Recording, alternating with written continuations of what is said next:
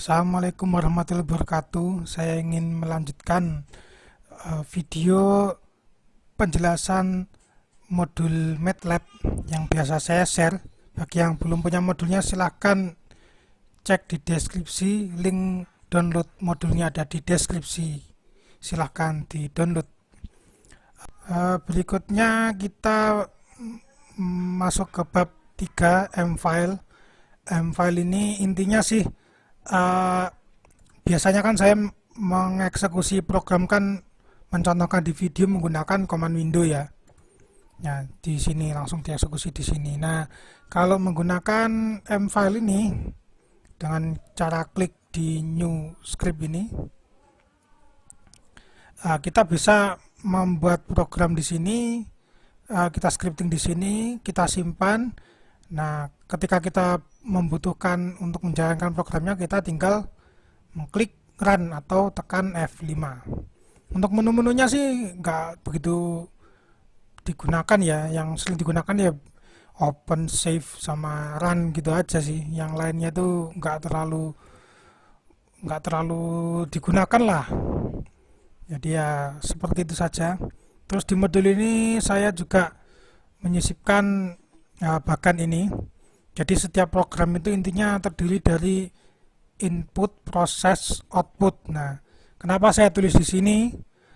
Itu untuk bekal bagi orang yang belajar MATLAB tapi basicnya bukan programmer. Jadi cara berpikirnya itu ketika kita membuat program itu begini, inputnya apa saja, kemudian input itu kita proses dengan cara apa, kemudian output yang ingin kita hasilkan itu apa gitu.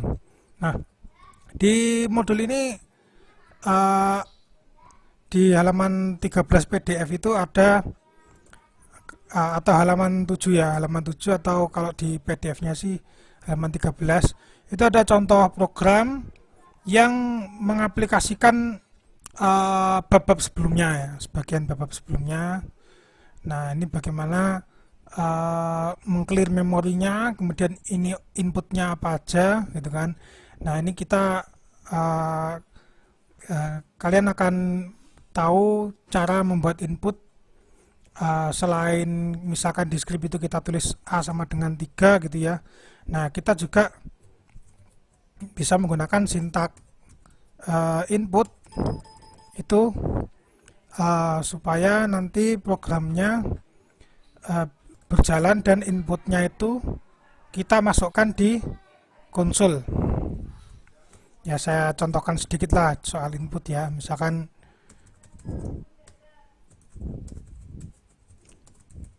clear all close all CLC ini sudah sepaket lah ya. Kalau biasanya saya bikin program berbasis sintaksis yang non GUI itu biasanya selalu ada ini.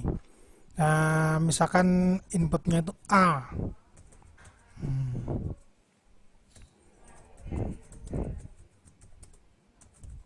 Nah, misalkan seperti ini. Nah, untuk stringnya itu menggunakan petik 1 ya. Nah, ini misalkan kita run. Untuk pertama kali nge-run pasti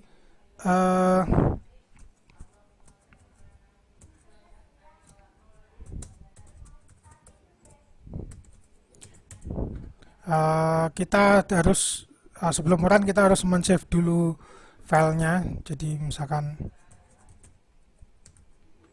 kita save dulu, baru nanti nah kalau seperti ini kita klik add to path ya. Nah, nanti dia berjalan di sini. Masukkan nilai A, misalkan kita kasih nilai 7. Nah, nanti dilihat di workspace-nya itu masuk nilai A-nya itu 7.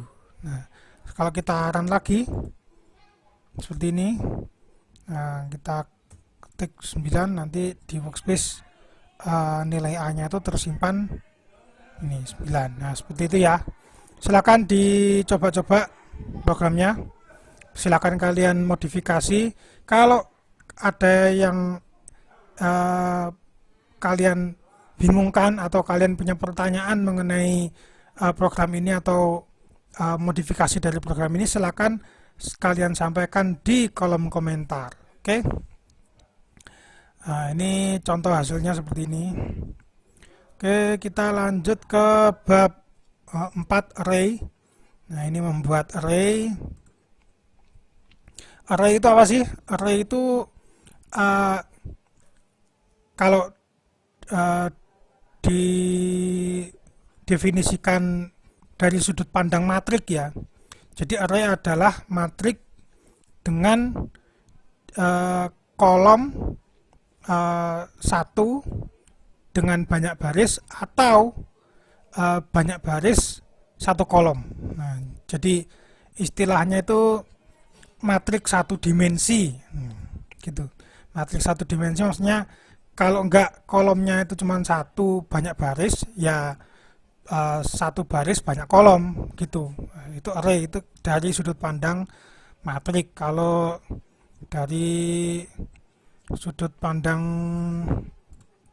bahasa Inggris gimana ya, coba kita iseng buka kamus.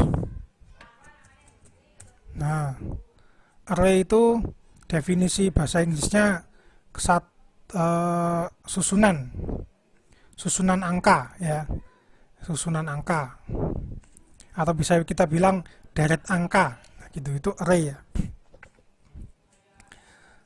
Seperti itu. Kalau membuat array itu mudah sekali.